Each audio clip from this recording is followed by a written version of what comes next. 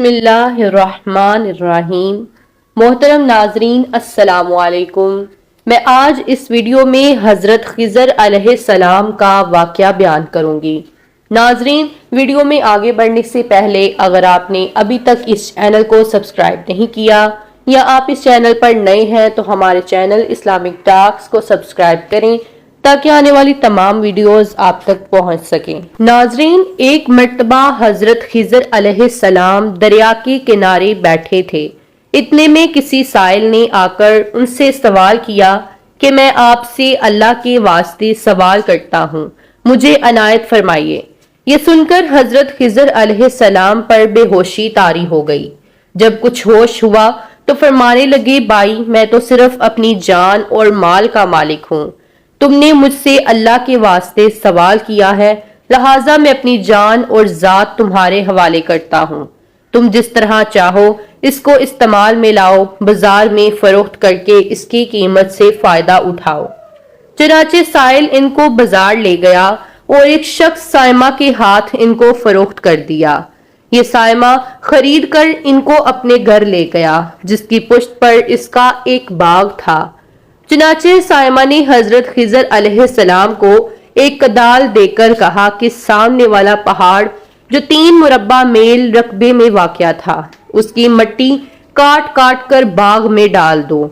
और ये हुक्म देकर साइमा अपनी किसी जरूरत से कहीं चला गया और हजरत खिज़र अलैहिस्सलाम इस पहाड़ से मिट्टी काट काट कर बाग में डालने लगे।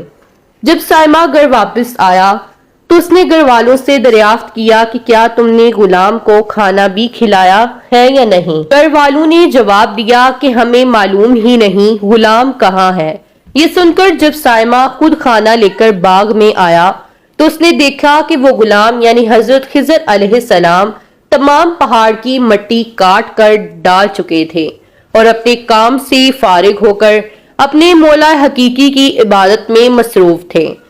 ये देखकर उनको बड़ा ताजुब हुआ और उसने दरियाफ्त किया, ये तो बताइए कि आप कौन हैं। ये बात सुनकर हजरत खिज़र अलैहिस्सलाम पर कुछ बेहोशी सी तारी हो गई और फिर फाका होने पर उन्होंने फरमाया कि भाई मैं खिज़र हूँ। जिसको सुनकर साइमा के होश उड़ गए।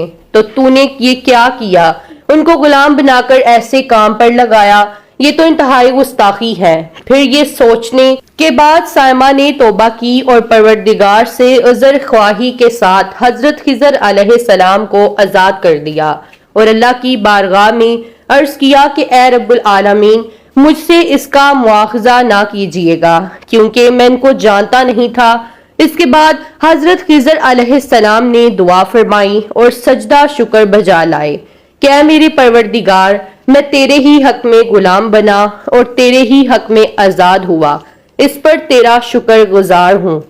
बाद अज़ा वापसी की इजाजत लेकर जब दरिया पर वापस आए तो देखा एक शख्स खड़ा दुआ मांग रहा है, क्या मेरे रब हजरत खिज़र अलैहिस्सलाम को गुलामी से रहाई अता फरमा दे और इनकी तौबा कबूल फरमा ले।